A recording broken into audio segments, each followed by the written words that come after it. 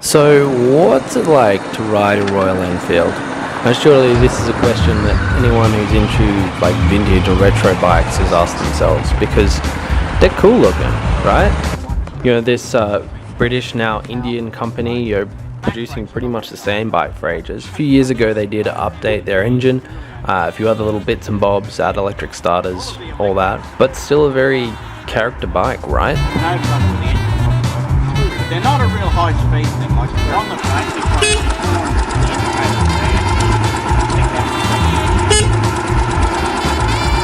one. So pretty standard sort of machine as far as controls go.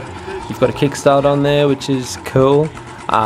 Smaller bikes, so I'll pop up the stats of them. They're low performance, they're not super light, but they feel light. And not a very long or tall bike, so I guess they got that going for them.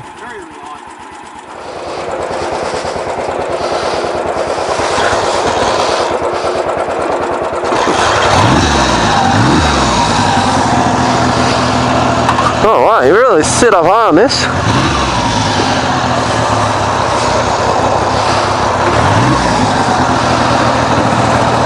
Oh, all good. Now, it's super hard to describe what riding one of these things are like, because they're just so different. If you've ridden vintage bikes in the past, then they're going to be similar to that, but they really are a bike on their own. So this is the Bullet 500. So if you ride something like the Continental GT, it's going to be a different animal because it's got a totally different setup and frame. But it's got the same engine, and that engine characteristic is something that really defines this bike. Now I'll throw in some audio of my impression of just being on this thing for the first time. And although it doesn't make a lot of sense, neither does a lot of things about this bike. Feels like the back end's just sort of floating about, doing its own thing. Oh, but this engine is just lovely. Just putts away.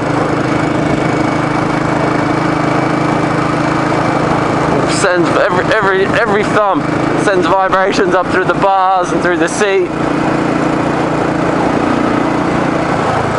The engine just has such personality.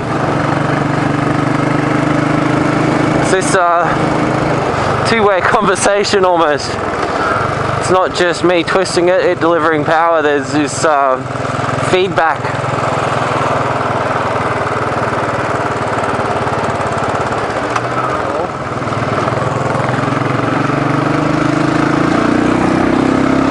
It's not bad in the corners, it's just different. And again, that's where this relationship with the engine comes into play. See, I feel like, yeah, this is good. Like, it doesn't make sense to upgrade an engine to more modern, but then not add lots more power. Or it doesn't make sense not to put sort of more normal sort of conforming suspension on there. Although, then maybe it does make sense, because this is a really unique bike. There's nothing like this. It does have its specific application. I mean, you're not going to highway on this or do long stints of high speed because, I don't know, you'll probably get nerve damage from all the vibrations.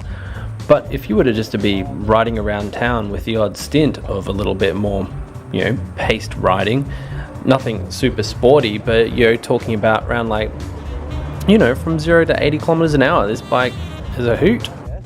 It's got enough torque down low that you feel like you can pick up off the lights quick. So if you want something to commute, to get to work on, and you want something that's character, something that's not just, I don't know, just this super compliant bike, something that's more of a, you know, gives you feedback and is exciting. Yeah. Plus a totally unique look. If you love this look, or the Continental GT, which is a gorgeous bike. I mean, no one's going to contest that, right? I really recommend trying one of these things out for yourself because fun as. Well, that probably wasn't helpful at all, and I fully acknowledge that. So yeah, just go ride one for yourself.